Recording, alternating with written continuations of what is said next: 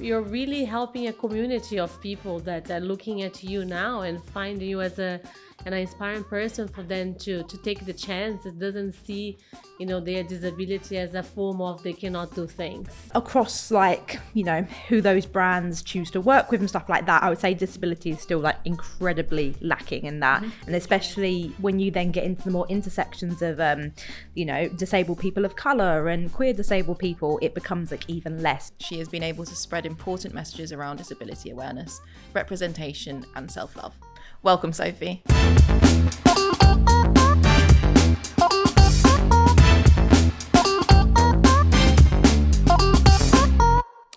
Welcome to Influencer Marketing Uncover podcast. I'm Mara Genovese. I'm the founder and president of Ep12 Global Integrated Market Agency.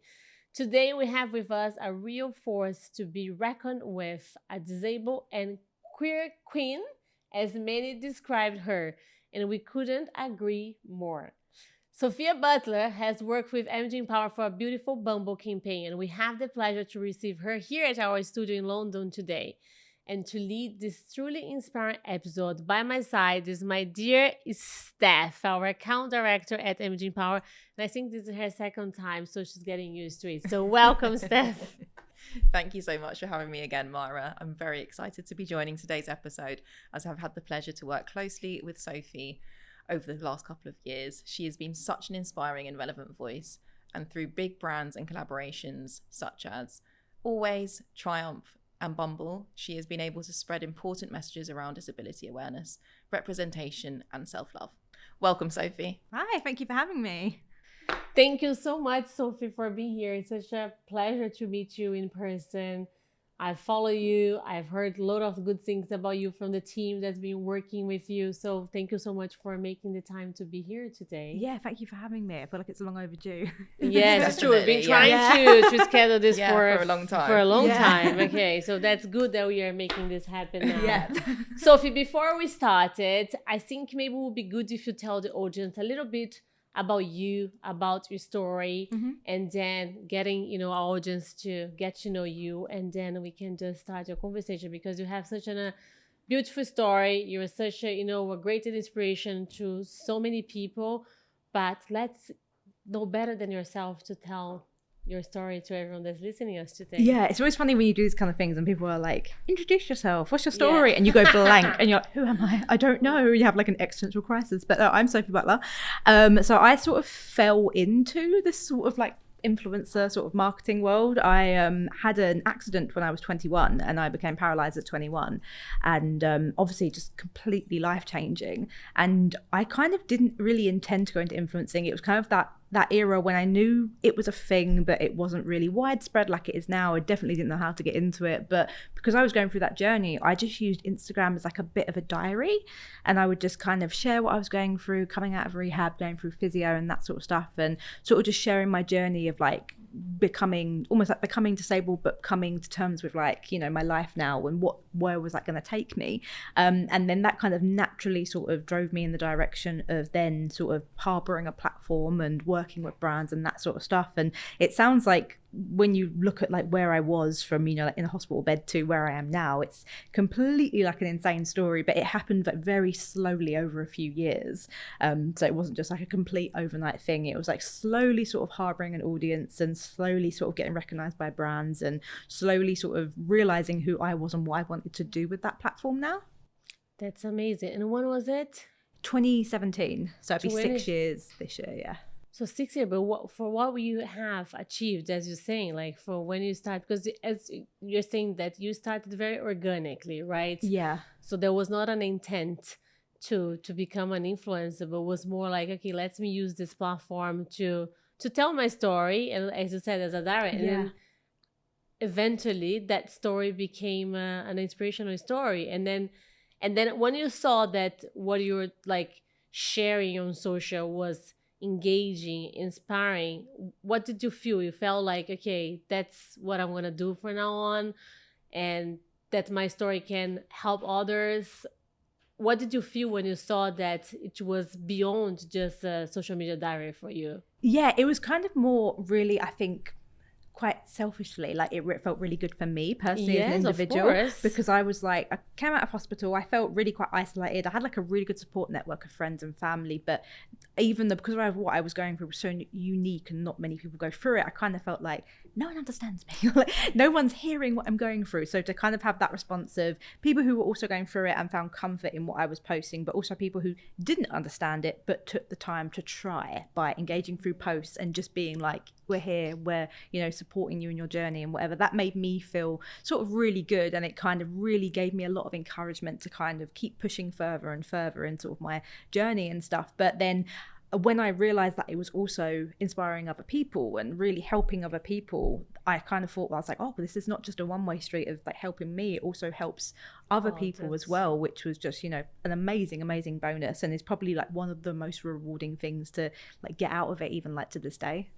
And that encouraged you to continue, I would assume, right? Yeah. And what I love about you is that you said, like, of course, like your community really helped you to go through it and encourage you to continue. But the way you express yourself is such a like you teach us about self-love regardless, right? And I think that's the beauty of you and your content. So that social media self-love that you show there, how did you build that on the day-to-day too? Because I think it is so beautiful that, you know, that empowerment that you give to others, that I wanted to understand, like, how that self-love that you have, how do you feel that's affecting your community and helping them? Yeah, so the self-love sort of element of like my content, I guess who I am, it was really surprising to me, I think, when I first got into it, because it's not kind of like who I've always been. Like I grew up very insecure, very quite like, yeah, doesn't show that on your story show. Doesn't show now, no, but I was a very insecure kid, like very conscious, and like I was the kid who would know all the answers in class, but like didn't want to put my hand up like that. So I'd rather just quietly work and get it right and smile to myself. But like I think after my accident, kind of everything changed for me physically, but also mentally. Like I had to really reassess like everything I've come to sort of learn about the world and everything I thought I knew about myself, about my body, about the world around me. Yeah, so it's like that whole sort of like structure around me just sort of crumbled down, but I got to rebuild it in my own way and like with an own re-understanding of like the world. But I think I kind of just really come to the conclusion of like, oh, my life is so short, and it can be taken away so quickly, because it nearly was for me. So that's what made me really reassess and go, I'm gonna have fun, and like, you know, I'm gonna care about more important things than what I look like or what people think about. And I think that kind of comes across in my content, because I just kind of do whatever I want. Sometimes it's a bit goofy, or kind of like I do things that like, you know, I think I would probably my teenage self would look at me and be like, why are you doing that? That's cringy. But now I'm like, it's fun. I'm having fun, and that's the most important thing. And even if like, you know, my followers might look at it and go, I wouldn't do that, but it encourages them to kind of be themselves in whatever way sort of they are. And I think it just creates such like a nice light-hearted sort of environment, because life's so hard anyway. We might as well just have a bit of fun like while we're here. I think it's really clear to see through your kind of comments on posts how engaged your audience are and how supportive they are. And as you said, it kind of was a two-way street where they were supporting you through your journey, but also now you've been able to support people in a similar situation. Have you had kind of open conversations with some of your followers that have come to you and shared how much you've kind of helped them through their journey? And do you think it's helped them be more open perhaps with their followers or their kind of family and friends about what they're going through? Yeah, I mean, even sometimes that's kind of been over the last few years, I've really had to kind of get my head around the fact that like, oh, like people can actually make decisions based on the things that I say or do, which is scary, but like also like really powerful, because, you know, hopefully that's always going to be in a good way. But even like things like I was talking, I've like Beyonce's on tour, and I've been talking so much about this whole tour because I absolutely love her, and I've been talking so much about it. And I've had so many of my other disabled followers message me to be like, I've actually never been to a concert before as a disabled person, but like seeing you talk about it and be so excited about it has made me get tickets. I'm gonna give it a try. I probably wouldn't have done that if I'd seen you do it. And for me, I'm like, oh, but that's something that I just go and do, which is for the first 2 times I went to a show as a disabled person, quite scary, but now it's very normal for me. So just to know that like other disabled people can now just do like these things and take the risks and do these things, it really means like a lot. And I remember like the biggest moment like that for me was when I did the Cosmo cover back in 2021. And even when we were on the shoot and stuff, like it just didn't feel real. So I was like, oh, it's just another shoot, you know, whatever. I didn't think much about it. And then when it came out and I saw it on the shelves and stuff, like seeing other disabled people like go to the supermarket and buy it and be like, I went and bought it because someone who looks like me is on that cover. Like that was just like insane. I think that was a really big moment for me where I was like, oh, this is big. Like this is really big. You should really like soak this up. Because you were the first disabled woman on the Cosmo cover, weren't you? Yeah, the first wheelchair user in the UK on Cosmo. Yeah, so like, which is huge, really. When I think about it, it's quite scary. It's huge. Yeah, and like, because you are empowering people, right? So, and then when you said like life is too short, life is really too short.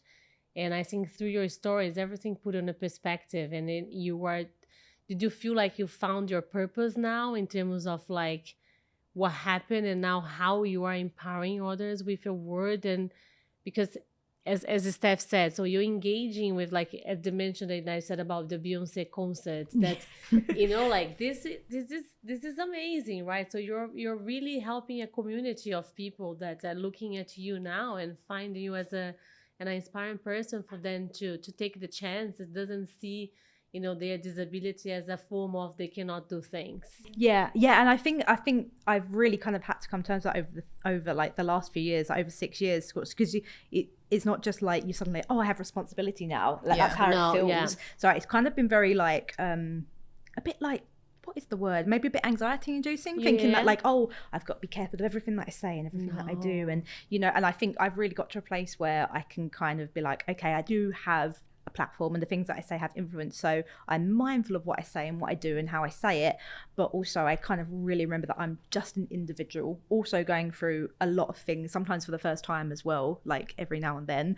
So like I kind of just have to go through it as an individual, but I can also, the way that I process that, I can share that with a community and they can then do with that information with as they will, rather than being like, okay, this is my experience and this is how I found it. I have to quickly process that so I can make it palatable to people who follow me. I'm more just as an individual, I'm going to process this, I'm going to, you know, take the time, and then I can share that with a community and they can also take their time to process that and do it with it what they want.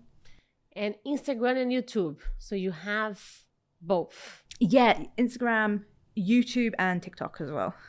Okay, how do you manage content across the All three? 3. So I've just started up YouTube again. I was on YouTube years ago, and then you started again. Yes, and I started again. I came back and did like very different contents. Now I do like sit down like video essays where I like deconstruct topics and stuff. Whereas before it was like all fitness stuff really. So yeah, it is quite hard to manage all 3. So the way that I try to do it is I kind of sort of every month sit down and I think about, okay, is there anything in my life that I'm doing this week, whether it's this month, whether it's like a concert or I'm going away, and I think, okay, can I film something useful or educational or entertaining while I'm there? And so I put those things in the calendar because they're already in the calendar in my life. And then I will look at, okay, I'll try and fit in a few fitness videos here, or maybe some like educational videos here, or educational carousels, or whatever it is. So this is mainly on Instagram that I'm planning this much. TikTok's a bit more sort of free and loose with what I'm posting, but then once I've got like a rough sort of plan, obviously you've got brand deals which are a bit more, that has to go live on this date and there. So once I have like a skeleton of a calendar, I would then look at okay, so we're lacking a bit of fitness content this month, and we're lacking education this month. So I will look and go, right, okay, so what can I put in here and sort of fill in the gaps? And something I'm trying to get better at, which has been working for me in the last few months, is kind of just being a bit more less rigid, because I like to have a calendar and I like to have everything planned out, but I'm Is your ascendant? Yes. That's because you're Virgo. That's because I'm a Virgo moon.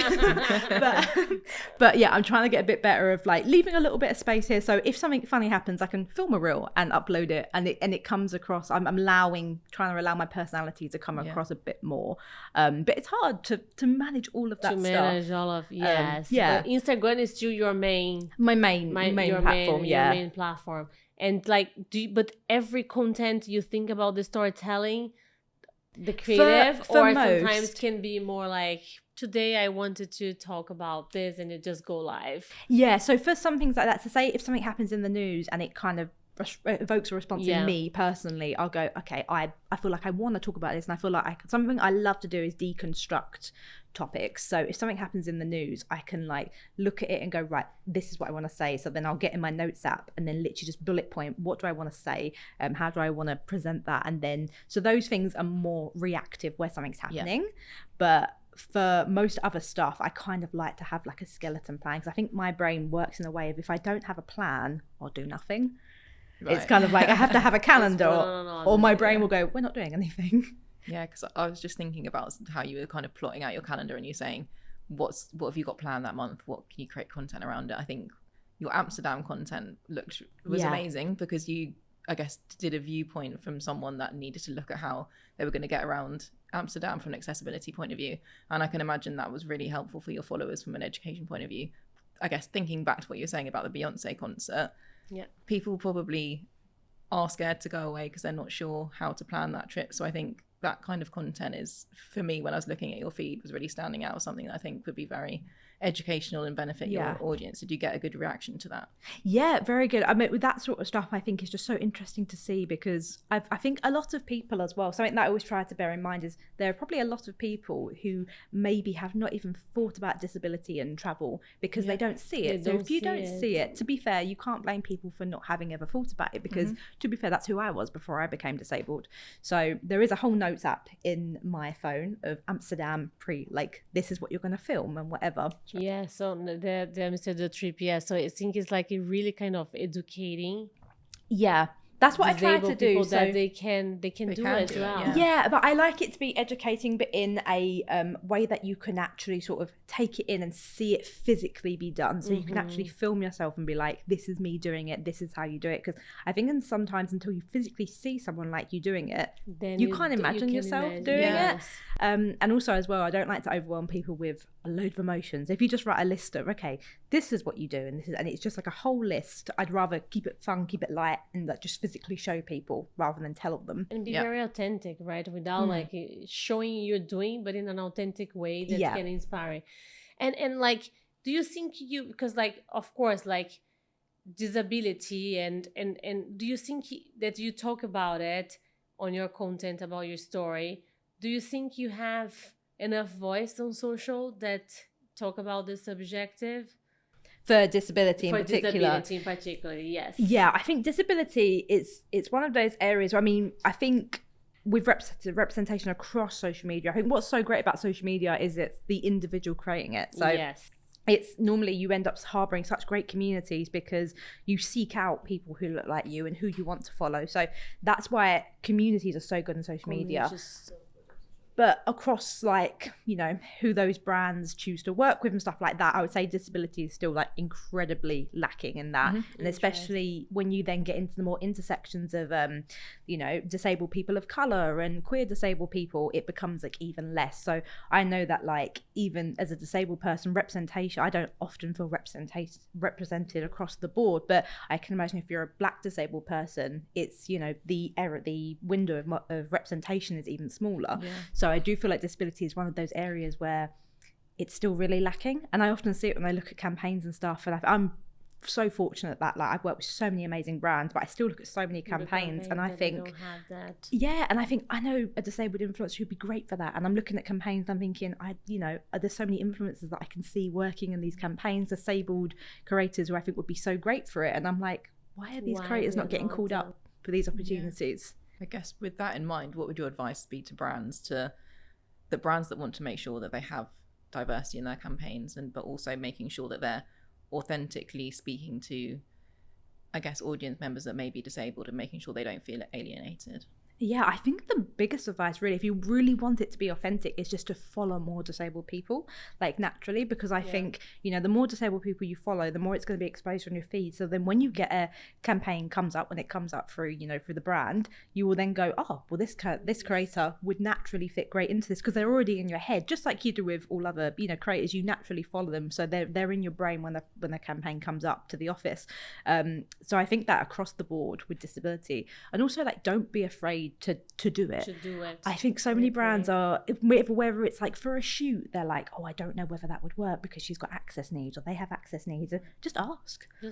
You know, ask, like, you know, what are your access needs? Is there something, okay, this is the current situation. What can we do to make this work? Like, don't be afraid to ask those questions because, I mean, it might be a bit uncomfortable at first, but it's better to ask than to have someone miss out and to not make progress. Yeah.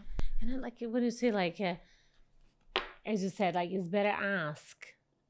And of course it's better ask because, like, there's nothing wrong with being disabled, right? And I think it's just like, because why would you feel uncomfortable? Because you're a human being like me, right? And we're different, and that's the beauty of life. Right. And I think working with a lot of brands, we try when we like collaborating with brands on this strategy to talk about the importance of really tapping into the diversity, as Steph said, because it's so important nowadays that we have that diverse community representing brands, right? As it be typing into social causes or like what Bumble does, right? So Bumble does that really, really well. And I think more and more, I feel like some of the brands that are not there yet, I think they're missing an opportunity at the end of the day.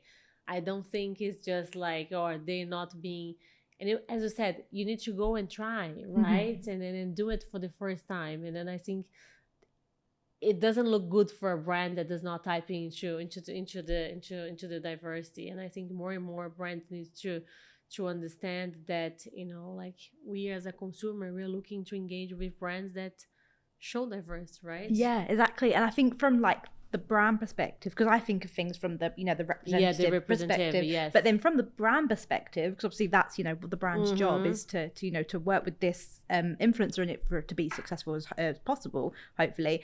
But they're missing out on tapping into so many other communities. Oh my God, because I mean, even like the Bumble one, when we worked on Bumble last year, and then we're, you know, working with them again this year.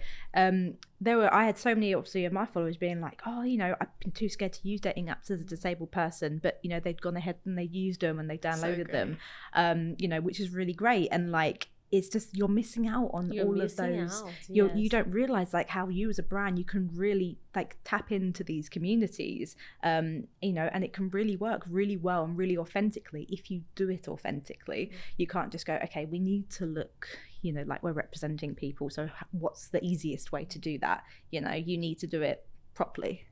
What advice you'll give for brands? For brands to work authentically and properly.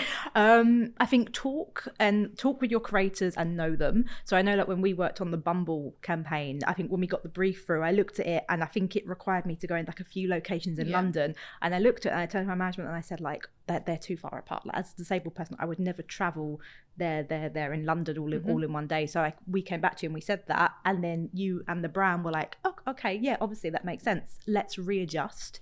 So but it just took that one conversation, like one email, that's all it took. So I think, you know, just tap it, really like keep in contact with creatives in general, like follow them, see what they're up to, what are they posting, what are they saying, because you might see maybe one day they'll say something offhand on their story about a certain brand or a certain situation that a brand can really fit into, and there could be a really nice authentic campaign there, but you won't know it if you're not paying attention to what these creators and the individuals, what they're talking about. So I think just really be up to date with what's going on in like the space. I feel like that's how almost organically it's happened for you to kind of collaborate with Bumble again on their IRL events, because last year we did Buzz Spots where you went to different dating locations in London to showcase that you could kind of bring dating out of the app and into the real life. And I think the comments on that post are amazing, just to see that people hadn't really thought about being on apps or had been too scared to kind of go out and date. So I'm really excited to kind of see how that bit comes to life with you going to one of their IRL events, because all of their events are accessible. And I think having you as someone that can go and actually, to your point earlier, show on that experience and give them a bit of confidence so they can go out and date, I think will be really exciting, and I think bring that all to life. But I think it goes back to, again, kind of looking at your comments last time, we took that on board, and then we've kind of seen you as the perfect fit for this, for that exact reason. And as you say, it's again like actually physically seeing me go to, not just saying, oh, I went to one, And you're like, okay, you're like, show me, where's the video? Yeah. Picture it didn't happen, sort of thing. I think actually seeing someone going and doing it is just so powerful as well, because especially because like dating and disability, it's daunting anyway, going dating. Exactly. Especially, you know, let alone when you're going with like with you have a disability or you know, it makes it so much harder. So I think for people just seeing that you've done so, and I've even been very honest when I was talking about my stories when we were doing the Bumble in real life stories the other day. I even said like, you know, like I'm pushing myself out my comfort zone with this. Like this is like, I'm nervous doing this, but I'm gonna do it. You know, like kind of, I'm nervous about it, but I'm going to do it, and it's going to be fun because I'm going to make it fun. I'm going to have a good time doing it. So I think that's really good for people to see as well, that, you know, like this is nervous. You're nervous doing this. That's normal. Because, you know, some people might go to do it and then go like, oh no, I'm too nervous, I won't do it. But if you're going into it knowing, okay, it's normal. But if you're nervous because you care, which is that. Exactly. My dad used to always say like, if you're nervous about something, it's good because it means you care. It's good. It means it's not good to be nonchalant about everything. Exactly. And how do you choose how to collaborate with brands? So do you have a particular, you know, brands that you work, or you're open to any brands? How do you pick and choose the brands that you wanted to be, you know, partner with? Yeah, I've definitely got easier since I have management, because they can be more just to the point. More a filter for you. Whereas when it was me on my own, I'd be like, oh, even if I didn't want to work with a brand, I'd be like, oh, hi, I'm so flattered. But like, no, but I wouldn't really know how to word it. But I managed myself for so long that I kind of had to get good at filtering through brands. So what I'll do is like, me and my management, we keep in touch. We talk every day, but every sort of like couple of months or so they'll go, are there any brands that you like as an individual are loving right now and that you would generally be proud to work with? And I keep them updated with, oh, I'm loving this brand right now, I send it across, and you know, hopefully we can make it work. But if not, you know, it's they always know that it's there, it's on the radar. It's on their radar, and then we look towards making it happen. And you know, sometimes that takes time to do. Because you have to nurture the relationship. Exactly. And then if a brand, you know, if I'm lucky enough to have brands reach out to me, which is also such a flattering feeling, especially when you've worked with the brand before and then they come back, I'm there like, oh, they like me, which is just such an amazing feeling. Especially, I love repeat working with brands, because you can really see that, like, okay, you identify that creator, like me, with that brand, and I think that's like really good for building that relationship. So I have like quite a few brands who I've like repeat worked with, so either like a few activations a year, or you know, just like that consistent relationship. And even if we're not working together, I'm still using them, we're still in contact with each other and nurturing that relationship, like as you say. Like there was a couple of brands that I've been in contact with and been nurturing a relationship, but it's taken over a year till we've done anything together, like on the grid. So you know, it might be the first time some of my followers are seeing me actually work with this brand, but it's a brand that I've been using for so long and actually been in contact with and talking with for over a year. So I understand that if you're first starting out in the industry, it might be really appealing to just take every opportunity you can get, especially in, you know, a cost of living crisis and, you know, the current situation we're going through economically. But I really had like trained myself to be selective and to just say, like, you know, if it doesn't align with you completely, or even if there's just a gut feeling about this particular campaign, because there have been brands which, you know, I actually really love as a whole, but this particular campaign maybe doesn't fit. It doesn't, something about it doesn't feel right, it doesn't fit, so I'm going to skip this one out very politely, and hopefully we can circle back and do a campaign that fits more right. And it's so sometimes daunting to watch the opportunity go, because you're like, oh, that could be next month's rent, you know, like that could be that could be some money that I'd really need. It can be tempting, but you have to be really disciplined, because in the long run, staying like authentic, although we overuse that word a lot, I think, in the industry, but staying authentic in this, it's true, it's so important, because you don't want to like lose sight of that, because then you will just start saying yes to everything, and before you know it, you kind of forget what you actually were doing in the first place. Your audience notices as well, especially with your audience who's been on that journey from the beginning. If you started taking every single job that came through, they would pick up on it. But I think you are very disciplined, and it kind of comes through in your content that you build those long-term relationships, and you really care about the brands that you work with, and I think more how your audience receives that content the other side. So I think it's really clear that you have that kind of in your back of your mind. And the consistency, like as you mentioned, like I think it's for brands today, it's so important that they engage with talents, the long-term partnership rather than one-off. Because you can be in a contract with a talent, But then there's a month that you don't have a contract. But if you're engaging with the brand consistently, Yeah. you will post organically for the brand because you know you have a partnership. Yeah.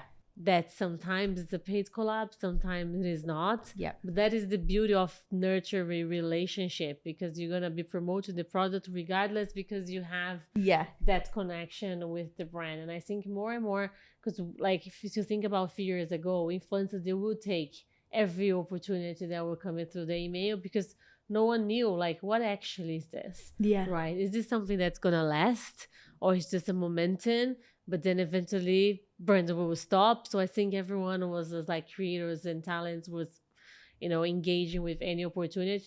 But I think now it's about consistency, is about quality, and is about being authentic. I know I agree with you. We use that word, but it fits. Authentic a lot, but it's so true, because there's so much content out there across so many different social media platforms. Yeah. We are bombarded with content every day, but what actually we wanted to see is content that's going to resonate, right, with us. Content that has an intent, content that are authentic, that we can engage with in a natural form. And I think you do that extremely well. Thank you. I really do appreciate that. I think when you're like working on social media, you kind of feel like you're talking to yourself a lot of the time. Yes, because you're talking to a camera, you're putting it out there, and you haven't got, well, my management, they'll comment and give me feedback and whatever, but you haven't got like a boss telling you this was really good, it was 98% successful, and like a statistic that you can really round up. So you're kind of there going, hope the vibes are good. Hope that was good.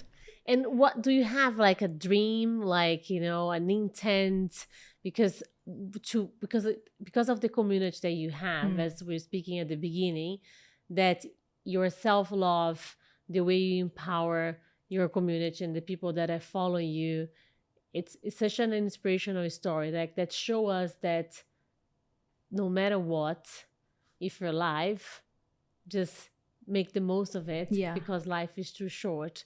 And we just need to have fun along the way, right? I think that's the most important thing, because life itself is so much for us, right, on the day-to-day, regardless.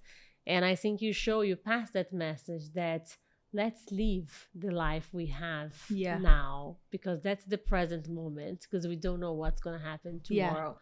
And I think you do that very well. And do you have like a dream of like how your platform can become eventually? Have you thought about the future, about like writing a book or have your own podcast?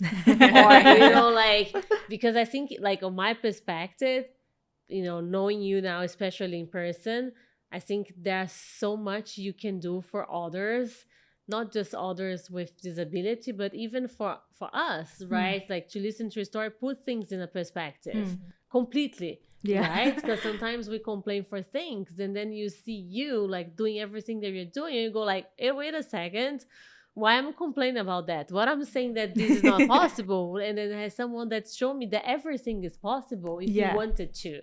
So there is any like ambition and dream that you wanted to become even more of this power voice that you already are? Yeah, so there's definitely, like bigger things that I would, I'm working towards and would love to do. So I've always loved writing anyway. I think sometimes every time I'm writing a caption, I treat it like a little mini book, which sometimes is really annoying because I'm like, it's too long. You can't be posting that on Instagram. But like, I'd love to write, love to write more, like, especially like books and literature, and also as well, like podcasts and that sort of stuff. That's all like in the works and stuff that I'm working towards. I'm just trying not to rush it. I think because I've been doing this for a few years now, and I think I see often people sometimes come out with like thing after thing after thing, and it's like it feels like they're dropping something once a month, and I'm like, I feel so far behind. But then I remember like, no, it's not because you're not behind, but you're working towards it, but you're taking your time with it. And there's things that I definitely, we're working on behind the scenes, but we're making sure it's done properly, and we're making sure we're taking our time to get there, so that when we're done with it, or when we do it, it will be good. But definitely more writing, podcast.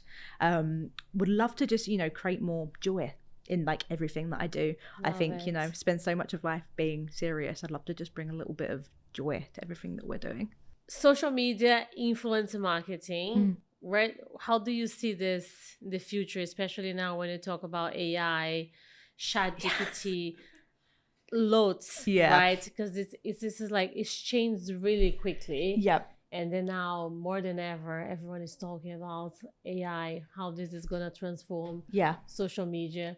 Have you ever thought about it, or this is something that you just don't even think about it? My flatmate is kind of a little bit obsessed with the whole AI thing. Sorry, Dan, but he is.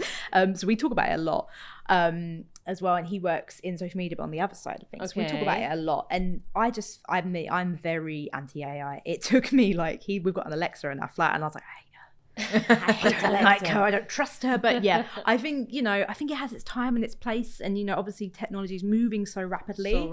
And I think especially a disabled person, like technology can be so life-changing in a great way, but we have to make sure we're applying it in the right way and we're not using it to erase some people. I know there have been some stories going around of like brands who are going to use AI models to increase diversity. But like how? I'm like, just hire more disabled people, more people of color, and more queer people, because you're not paying those, you're not having to pay the models then. So, it's not even going to help the economy, really, if you want to look at it like that, which I know some brands do. But yeah, and I just think especially, I saw it's being talked about a lot in the music industry as well, about AI and AI music. And I just think, say, for example, you look at an artist like Taylor Swift or Beyonce and what they do, you would never be able to get like an AI that's going to be able to write with such nuances and such experience. Yeah, it might be able to do the job to a certain degree, but it's not going to have that humanness to it. That imperfection, that writing from experience, it's never going to have that. Or I hope not anyway, otherwise I might have a job, but I don't think it will ever have that. And so I think we use AI to make lives easier, but we need to make sure that it's not taking over lives, I think. Yeah, it's a very good point. What do you think, Steph? No, I completely agree. And I think it's so interesting that brands are trying to almost replace models and tick that diversity box by using AI. It's just crazy. So and it's the same with the metaverse. I remember when the metaverse was starting, brands will say, we can now play into much more like into diverse elements because we have the metaverse. We're gonna have the avatars. I was like, no, like you can do that without having the avatars. You can still engage with influencers that can be more representative and then diverse. But sometimes we think that we cannot do without the metaverse and the avatars and the AI. But I think it's all about education, right? So we go back to the educational element that is still so important for creators like you, for agents like us, to really educate the brand and how they should engage and the possibilities that they have out there that not necessarily needs to be through technology. Of course, as you said, technology helps a lot and it's going to evolve. It's already evolving. And it's going to take us to the next level, which is going to be AI. But how we're going to play with AI without forgetting that we still need to have the human touch in everything we do. I think it's so important. Yeah, no, I agree. Anything you can tell us about future plans for this year or no? I'm like, my manager's left and I don't know what I can say. I'm looking over like, hello? No, she's gone. I don't know. She's not here, so I can't. We will, if you can. We've earlier in the year, we launched the Other Girls Club, which was a space that I created for people. It's not just a girls club, but we called it the Other Girls Club. And it's like a satire sort of like pun on the I'm not like other girls. So when you're a bit younger and you're a teenager and you want it to be so different compared to the other girls, and it's rooted in misogyny, so I wanted to kind of create like a tongue-in-cheek sort of place on that where like you can be like other girls and you can enjoy things and let it be fun. And so we've been running like online events, in-person events, which has been really fun to actually take the community off the socials, get them together, get them to make friends in the group and stuff like that. So we're definitely building on that this year and trying to take what we've built online and bring it in real life as well. And I think that's so important, like even like for brands, like this some activations that we do, we always say, let's do the online, but how can we bring that to the offline experience and in person? Especially after the pandemic, we really crave for, connection. Exactly. So delightful to have you for having me, Sophie. Like you're like truly inspirational story, and what you do on social, as I said again, like how we're vocally about, your story, the self-love, the empowerment, and just showing to the world that disability doesn't mean anything when you have the strength and the faith to understand that putting life in perspective and, you know, making it happen regardless of who you are. And I think you are the voice for that. So thank you for being such an inspiring woman all of us. It's and you have to write a book. Yes, we will do. 100%. You really have to write a book because you're a good writer. My dad wouldn't let me live it down if I didn't. So we'll definitely be doing that. I will be the first one on the queue to get your signature. Thank you. Steph, thank you so much once again for being here with me. Always a pleasure to have you. Really enjoyed it. And yes, thank you again, Sophie, for joining us. Thank you for having me. It's been a long time coming, but I'm really glad we made it here. We made it. And thank you everyone that's been watching us today. I hope you guys have enjoyed this, you know, inspiring conversation we had here today with Sophie. Thank you so much for tuning in. And if you're not following us yet, please make sure you do on YouTube, Spotify, Apple, and Amazon. And I'm very much looking forward to see you on our next episode. Thank you so much and see you next time.